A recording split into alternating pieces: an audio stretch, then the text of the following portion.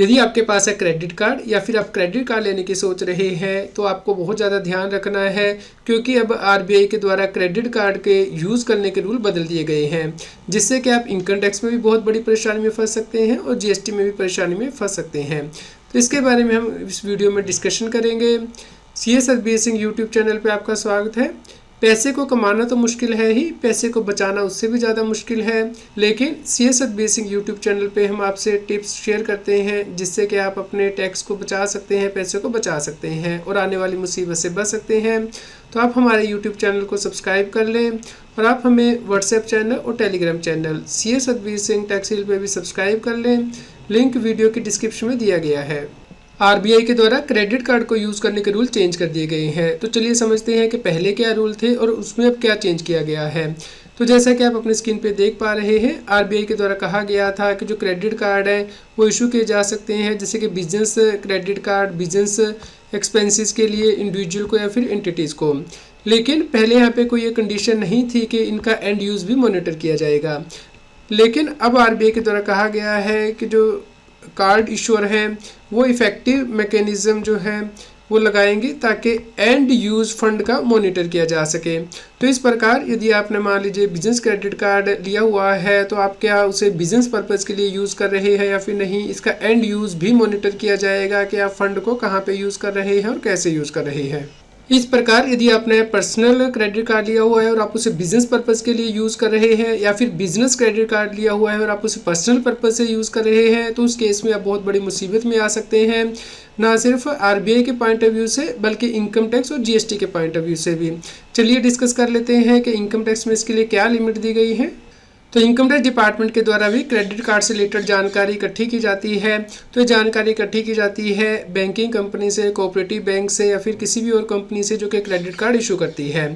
यदि व्यक्ति banking company को या कोऑपरेटिव बैंक को या इशूर कंपनी को कैश में पे करता है 1 लाख रुपए से ज़्यादा फाइनेंशियल ईयर में, मान लीजिए आप 10,000 रुपये करके 10 पेमेंट करते हैं बैंकिंग कंपनी को अपने क्रेडिट कार्ड को पेमेंट करने के लिए, तो इसकी रिपोर्टिंग की जाती है बैंक्स के द्वारा इनकम टैक्स डिपार्टमेंट को। इसी प्रकार यदि आप किसी और मोड से पेमेंट करते हैं, मान लीजिए चेक से, आरटीजीएस, एनईएफटी से 10 लाख रुपये उससे ज़्यादा की, तो उस केस में भी इसकी रिपोर्टिंग बैंकिंग कंपनी के द्वारा इनकम टैक्स डिपार्टमेंट को की जाती है। तो यहाँ पे जो आपको बिल रेज किए गए हैं क्रेडिट कार्ड के, उसके अगेंस्ट आप पेमेंट करते हैं। भले ही आपके पास एक क्रेडिट कार्ड हो या एक से ज़्यादा क्रेडिट कार्ड हो, तो ओवरऑल फाइनेंशियल ईयर में ये लिमिट देखी जाती है और उसके अकॉर्डिंग इनकम टैक्स डिपार्टमेंट को इसके बारे में बता दिया जाता है। तो जैसे ही इनकम टैक्स डिपार्टमेंट के पास इन्फॉर्मेशन पहुंच जाती है, उसके बाद इनकम टैक्स डिपार्टमेंट व्यक्ति को नोटिस जारी करके पूछता है कि उसने क्रेडिट कार्ड की पेमेंट की है तो उसके के पास ये पेमेंट करने के लिए पैसा कहां से आया। चलिए हम इसे समझ लेते हैं। तो यहाँ पे मान लीजिए व्यक्ति ने 12,60,000 रुपये की पेमेंट की है क्रेडिट कार्ड की पूरे फाइनेंशियल ईयर में, यानी कि 1 अप्रैल से लेकर 31 मार्च के बीच में, और इसकी जानकारी इनकम टैक्स विभाग को गई है और इनकम टैक्स विभाग ने नोटिस जारी किया है। तो आपको सोर्स बताना है। तो मान लीजिए यहाँ पे व्यक्ति ने एम्प्लॉयर से सैलरी ली थी जिससे कि उसने इस क्रेडिट कार्ड की पेमेंट की है 8 लाख रुपए की, तो ये 8 लाख रुपए की उसकी इनकम होती है।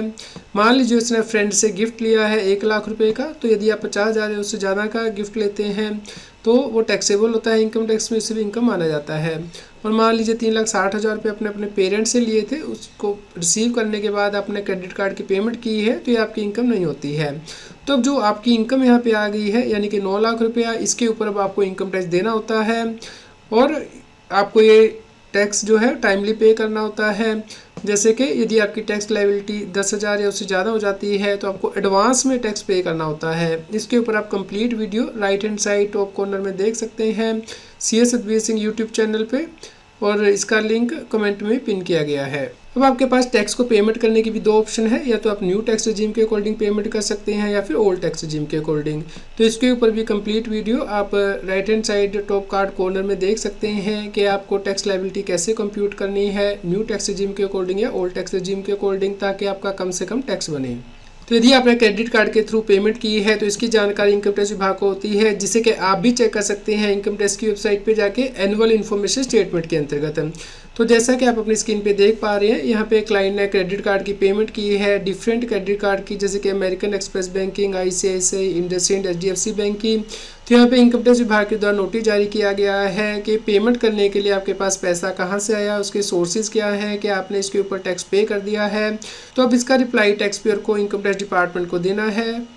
तो इससे आप इनकम टैक्स की वेबसाइट पे जाके चेक कर सकते हैं, लॉगिन करके AIS पे यहाँ पे आपको प्रेस करना है, जिसके बाद कोई आपको नई साइट पे रीडायरेक्ट कर दिया जाएगा। उसके बाद आपको यहाँ पे AIS पे प्रेस करना है और उसके बाद आप यहाँ पे फाइनेंशियल ईयर चूज कर सकते हैं, जिसके लिए कि ट्रांजेक्शन देखना चाहते हैं। और यहाँ पे टैक्स पेयर इन्फॉर्मेशन समरी के अंतर्गत देख सकते हैं कि कौन सी इन्फॉर्मेशन आपकी रिपोर्ट हुई है इनकम टैक्स विभाग को। तो इनकम टैक्स विभाग आपको कब तक नोटिस जारी कर सकता है, इसके लिए देखा जाएगा कि आपकी इनकम कितनी टैक्स से बच गई है।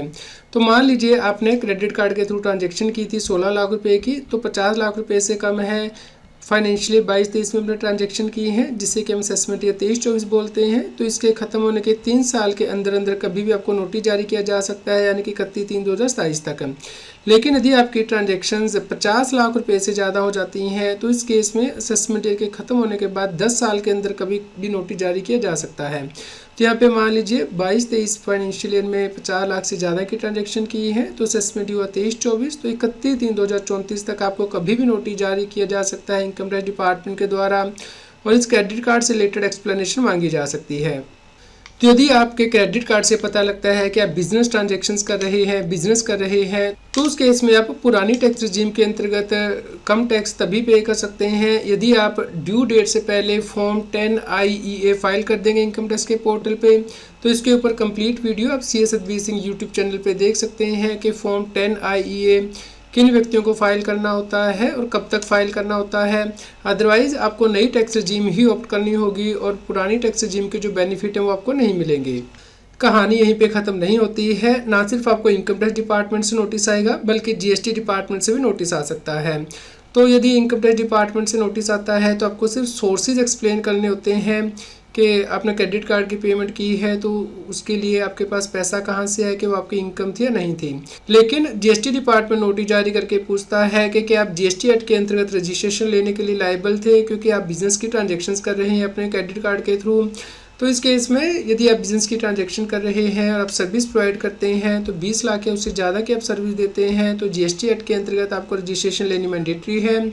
और यदि आप गुड सेल करते हैं, within the state sell करते हैं, तो 40 लाख से ऊपर की यदि आप सेल करते हैं, तो उस केस में GST नंबर लेना आपको ज़रूरी होता है। और यदि आप एक स्टेट से दूसरी स्टेट में सेल करते हैं गुड्स की, तो उस केस में मैंडेटरी रजिस्ट्रेशन लेना होता है। इसके लिए कोई लिमिट नहीं है यदि आप टैक्सेबल सप्लाई करते हैं। तो यदि आप क्रेडिट कार्ड यूज़ करते हैं तो आपको 3 बातों का ध्यान रखना है। सबसे पहले तो आपको क्रेडिट कार्ड की स्टेटमेंट लेके डाउनलोड करके रखनी है हर महीने की। और दूसरा, आप जो उसमें एक्सपेंसेस करते हैं उसके बिल आपके पास होने चाहिए कि आपने कौन सा एक्सपेंसेस किया है। इसकी नरेशन भी अब आपको रिकॉर्ड करके रखनी है कि क्या वो पर्सनल एक्सपेंस है या फिर बिजनेस एक्सपेंस है, ताकि यदि इनकम टैक्स विभाग से नोटिस आए या GST डिपार्टमेंट से नोटिस आए तो आप उसे एक्सप्लेन कर पाएँ। यदि आप इनकम टैक्स में कोई ट्रांजैक्शन को एक्सप्लेन नहीं कर पाते हैं, तो उस केस में हाई रेट से आपका टैक्स लगाया जाता है, उसे इनकम मान के। इसलिए आपको इसको बहुत सीरियसली लेना है और आपको क्रेडिट कार्ड की जो स्टेटमेंट है उसे डाउनलोड करके रखना है और उसकी रिकॉर्डिंग करनी है कि उसमें कौन से खर्चे हैं, कि वो पर्सनल नेचर के हैं या फिर बिजनेस नेचर के हैं। तो आप इस वीडियो को सभी लोगों तक शेयर कीजिए ताकि वो आने वाली मुसीबत से बच पाएँ और अपने क्रेडिट कार्ड से रिलेटेड कॉम्प्लाइंस कर पाएँ। इसके अलावा भी इनकम टैक्स में बहुत से चेंज हुए हैं नई टैक्स रिजीम को लेकर, जिसमें कि सरकार ने बहुत सी गलतियां भी की हैं और आपको ज़्यादा टैक्स पे करना पड़ सकता है। तो इसके लिए आप CS Satbir Singh YouTube channel पे जाके वीडियोस के अंतर्गत लेटेस्ट वीडियो देख सकते हैं, जिसमें कि हमने एक्सप्लेन किया है कि सरकार ने कौन सी गलतियाँ की हैं और आप उन गलतियों से कैसे बच सकते हैं ताकि आपको ज़्यादा टैक्स ना पे करना पड़े। और ITR फाइलिंग की डेट भी बदल गई है, इसके ऊपर ये वीडियो आप देख सकते हैं। यदि आपका कोई क्वेश्चन हो इनकम टैक्स से रिलेटेड या GST से रिलेटेड, तो आप वीडियो के नीचे कमेंट करके जरूर बताएं।